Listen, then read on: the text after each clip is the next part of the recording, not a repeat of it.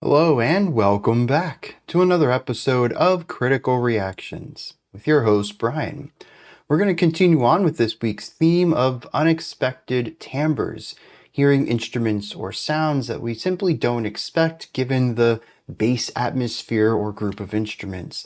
Today we're going to be checking out something from the ocean, which is quite intriguing for me. My guess is it's going to be the vocalist here. It features Karin Park. But I don't know. Let's dive into this and figure out what's going to be an unexpected sound in a track from the ocean. The song's called Unconformities.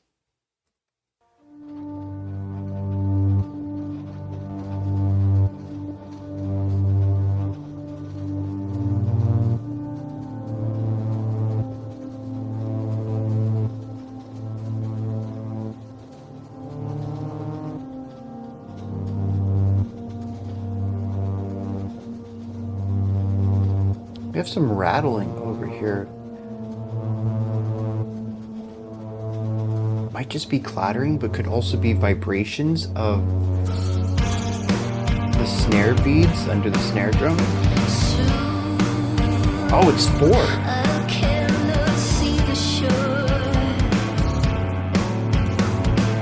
Interesting rhythm too.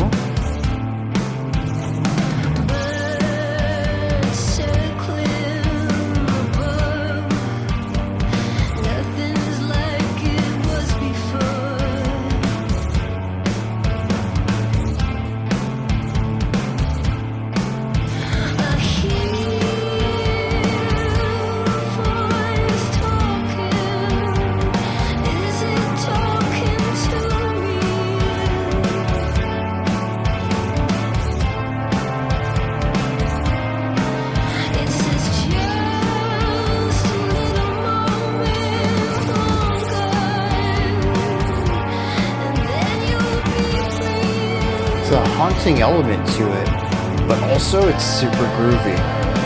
That snare on 2 and 4 just makes it really bouncy.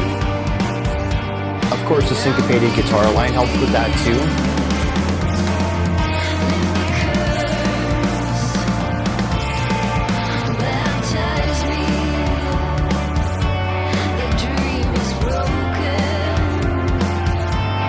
It certainly doesn't sound like the ocean though.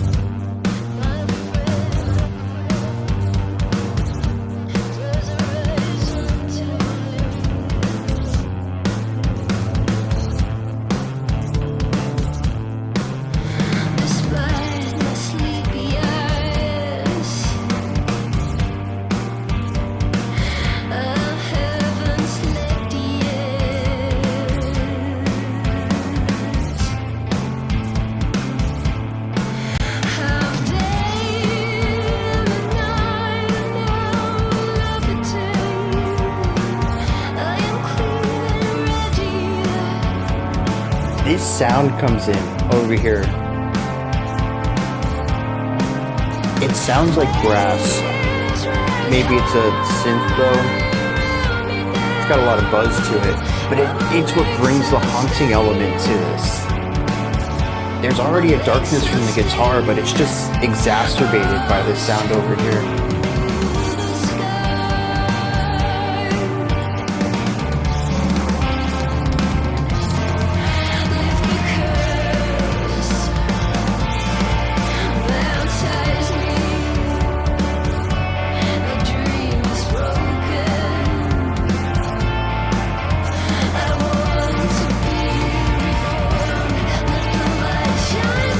So these drum fills, they use a 3-3-2 pulse in order to allow us to push through the end of it, feel like we're rushing into the rest of that repetition.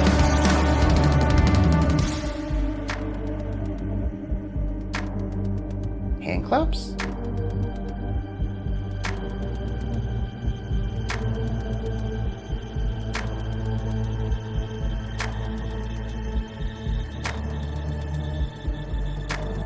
Very eerie atmosphere. Drones, synth, strings.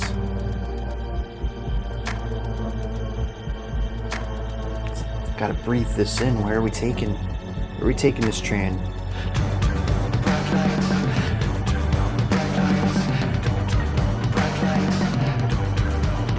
Little water drop sounds in the back too.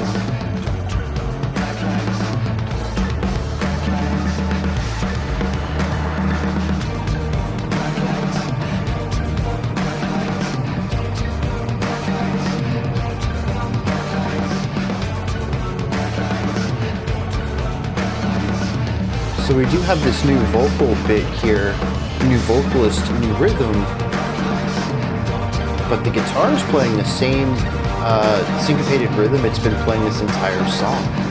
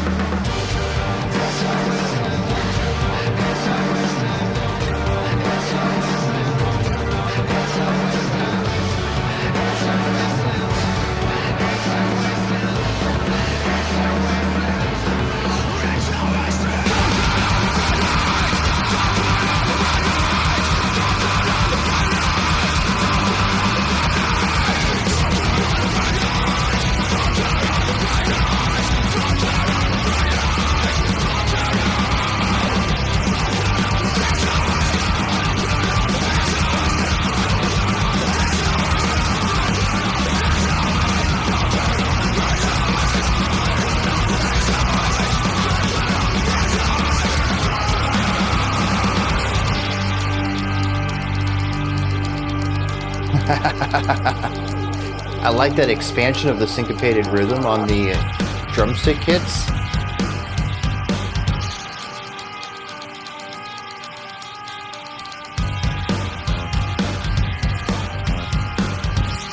Cool having the bass lead through this moment too.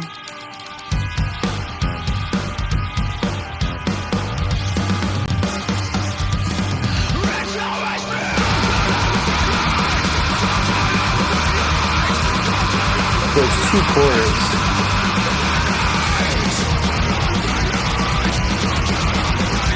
Just really emphasizing the push and pull here. In fact, I suppose duality would be a pretty big element of all of this.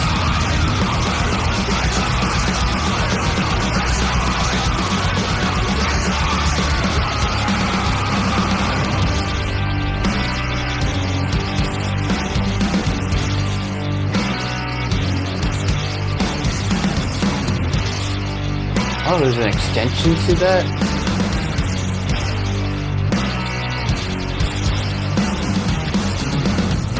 Yeah. Like 3 bars of 4 and a bar of 5 there.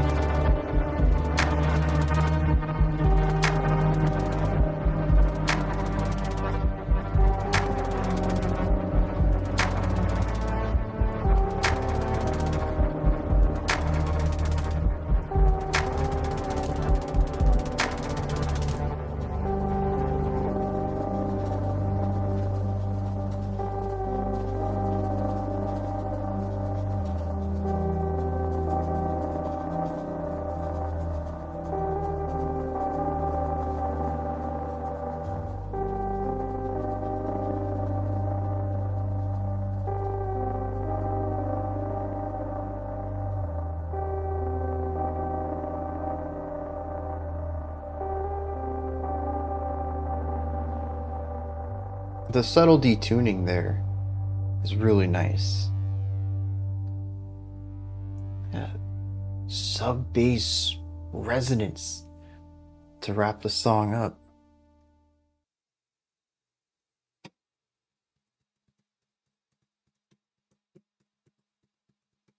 All right. Yeah, duality. Duality's pretty big on this.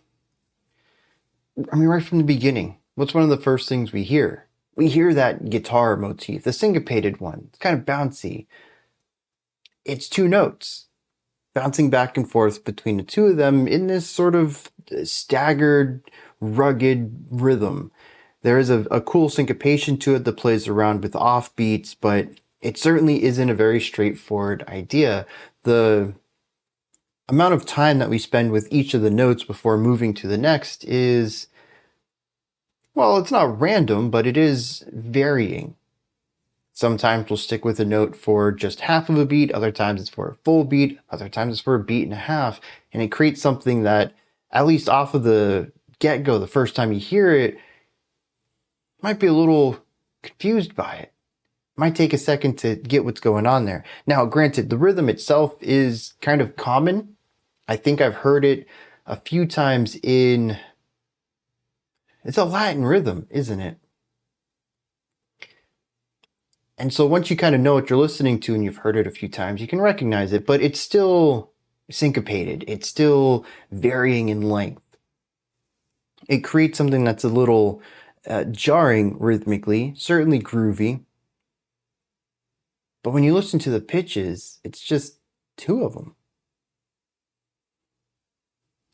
Then there's the duality of our A and our B section, where the A section is this rhythm with a strong 2 and 4 backbeat on the snare, and the B section is noise, chords, drone from the rest of the instrumentation, and constant 16th note drum fills. There's so much energy through this moment that it pushes us right through it. It feels incredibly short compared to the A section, and maybe it is. Maybe we do literally spend less time in this, but it also feels so much more...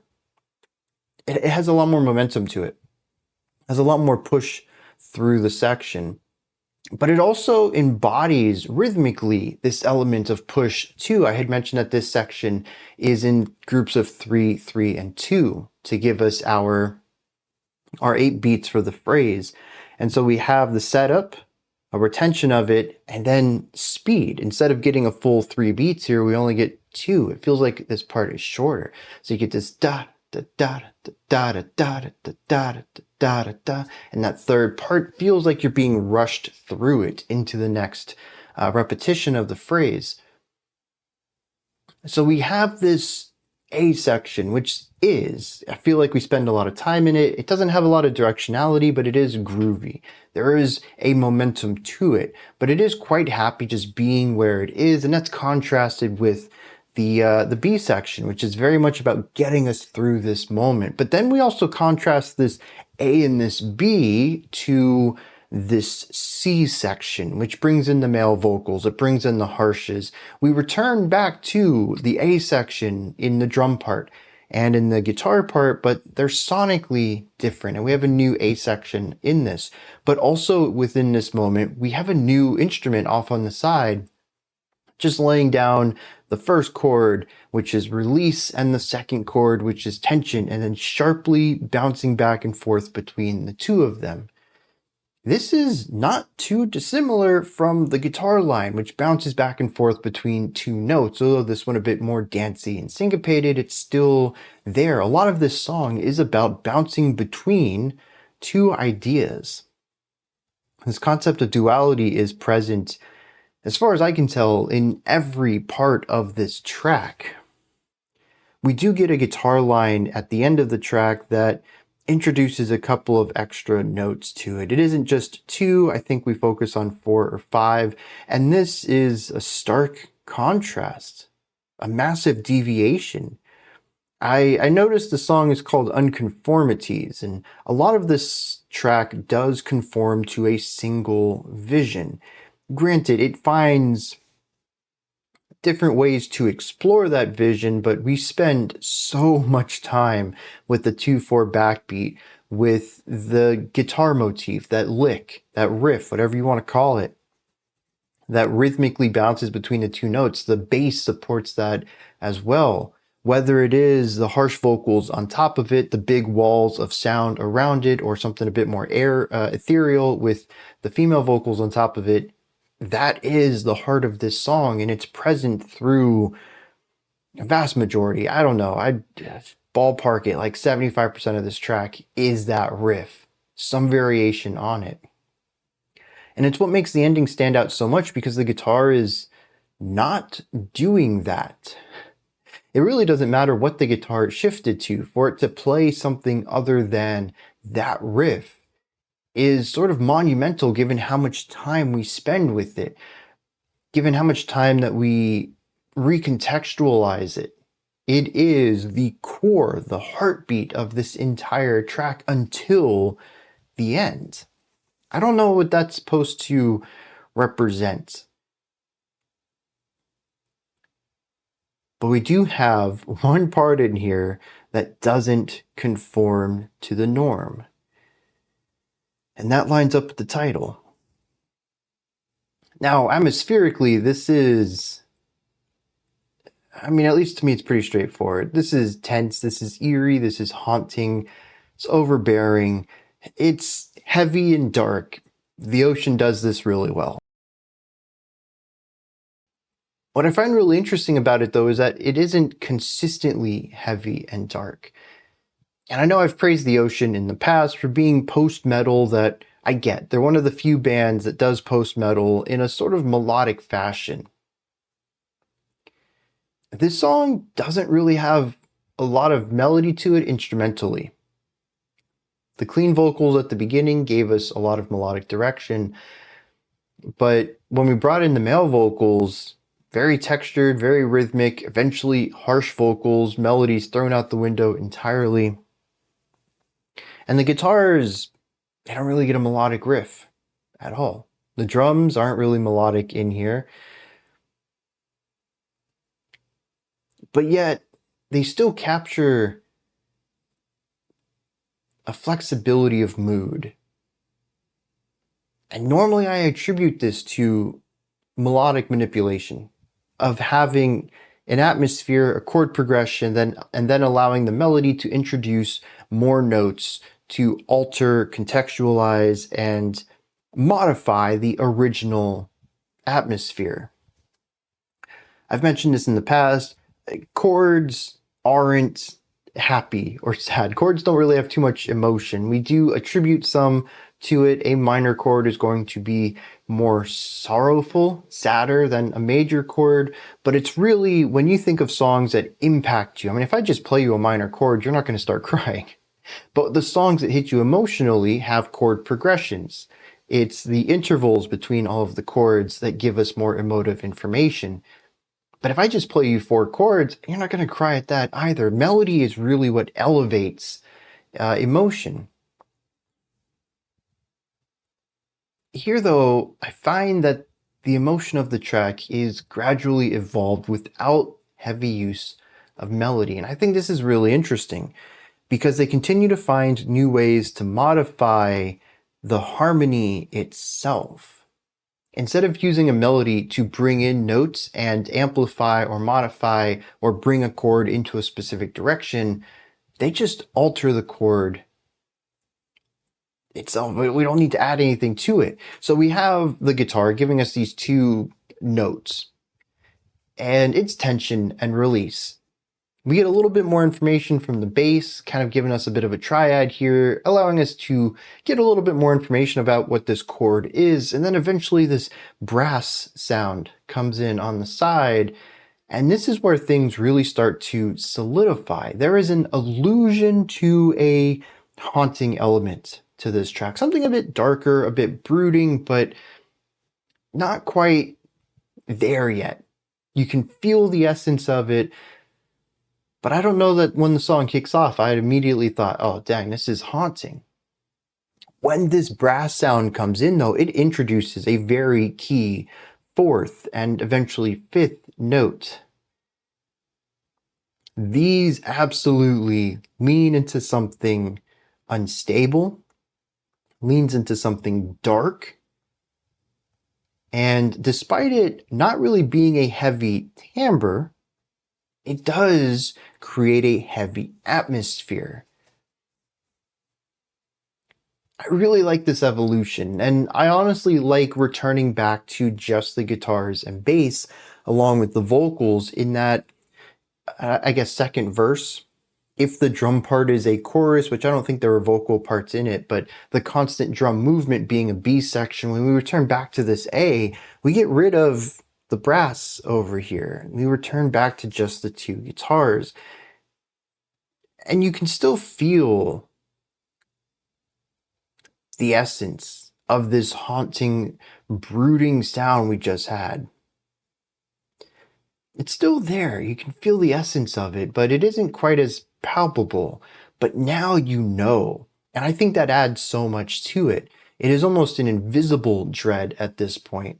Because you know, eventually, that brass is coming back. And it's going to bring that mood shift with it. But between your anticipation and the context, you now know what the full chord is. Even though we've removed part of it, you still know that that's the chord. And so it implies dread now by removing things. That is such a cool little twist there. And I think taking this idea and running it into the C section, using that same guitar riff, but adding the walls of sound on the sides, making it heavier, ramping up the distortion and amplification, really getting these massive guitar tones here, bringing in the harsh vocals, bringing in the dual vocals, really cluttering this sound up is a perfect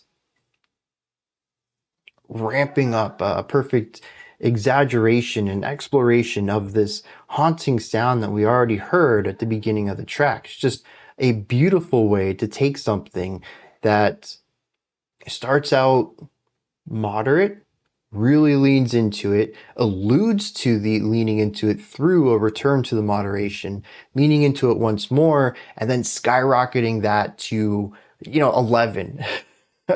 We kind of skipped everything in between and went right to the maximum sound. And I really like that journey. But as much as I like this bridge, it goes on a long time, dude. I don't know, something about it. I missed the atmosphere from the beginning, and the harsh vocals didn't really click with me. I missed the melody. But it is this duality again. We do have a return to that guitar lick, but now it's a brand new idea. One that just doesn't work for me as well. So obviously there's some pretty big changes, if not compositionally, then at least sonically. I'm really curious about this idea of duality because, I don't know, unconformity, something that deviates from the norm. I'd say that most of this track deviates from what I expect the ocean to make. The C section here is pure the ocean. It's heavy, it's abrasive, it's massive, there's screaming, there's dual vocals. But having heard the other part of this track, I kind of miss that more.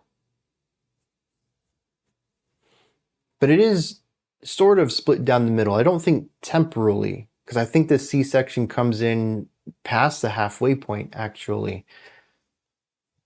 But I do like how it's bookended by the lighter vibes, because coming out of this, we have this really cool expanded syncopated rhythm from the guitars, but recontextualized with more attacks as it's drumsticks on something metallic, maybe the rim of the snare or a rim of a tom, or maybe hitting the stand itself, the metal stand that holds the drum parts up. Regardless, we get a really cool clacky sound here and a nice rhythm on top of it, which uses the same accent pattern as the syncopated guitar riff, but more complex this time around. Here, continuing on with the themes of this track, at least compositionally, we have expansion, to take something we were doing and view it within something, within a more complex idea or atmosphere. And then this takes us to the end of the track, which is mostly Eerie drone. We kind of devolve into that. What does all this mean, though? I don't know. This is a fun ride, don't get me wrong. But it's also so based off of this idea of duality and expansion or recontextualization. So many of these ideas are connected to something previous. But I don't get the larger picture. Maybe the lyrics are going to help with that. Let's dive into them.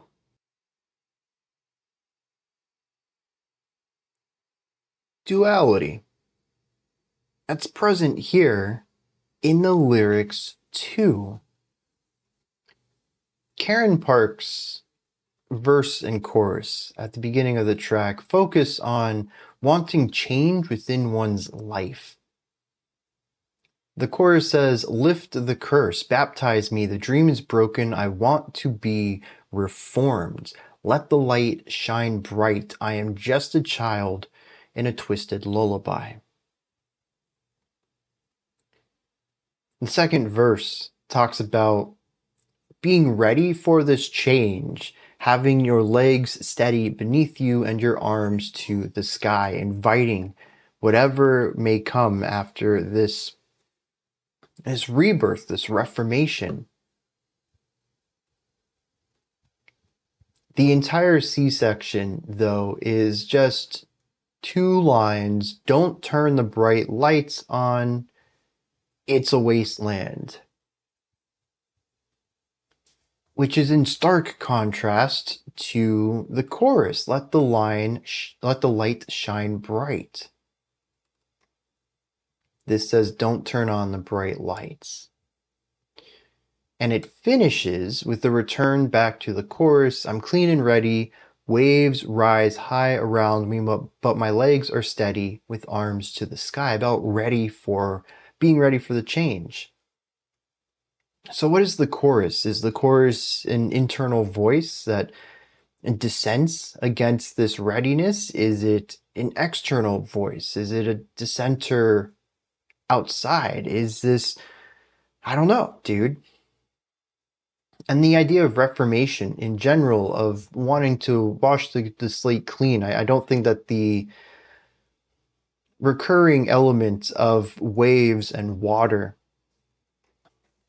throughout the verse and chorus, the chorus even says, baptize me, bringing in the idea of cleansing through water, ritual cleansing through water. Yeah. That all connects. So what's up with don't turn on the bright lights? What is this? Who is this? Being that it is a vocal change, I want to assume that it is something different, maybe something exterior to our first vocalist. But honestly, I don't know. I think it's really interesting, though, that there are musical comparisons here, that the guitar riff and I believe the bass line is the same here as it was back in the verse. There is connection. This isn't a wildly different sharp turn into a new territory. Musically, there's a lot of things left over here, but lyrically, we've pushed in a very different direction. What's the point of the musical parallels here? What are they supposed to be implying? I think this is one of those tracks that I just wish there was a bit more lyrical depth to it. I mean, we have 10, 12 unique lines maybe in the verse chorus, and then 2 whole lines in the bridge. But those lines are repeated 30 times maybe. It's a lot. Don't turn on the bright lights. It's a wasteland. I might even bump that up to 50. There's 8 stanzas of that with varying amounts of times said, but generally, I think most of these are like 7 to 8. Yeah, we're looking at like 50 plus times saying this. It is an incredibly important line of the song.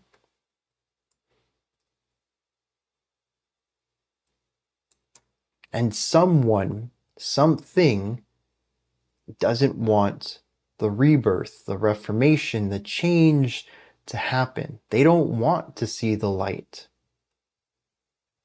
Because for whatever reason, if you turn that light on, you realize something's not right or perfect or good, says it's a wasteland. Maybe the truth is a disaster. Maybe the truth isn't worth knowing. I don't know. This person seems vehemently opposed to the first vocalist's want for change, want for truth, want for light. And you know, that right there sets up a dichotomy, sets up a duality, sets up two clashing ideologies. And this song does that all over the place.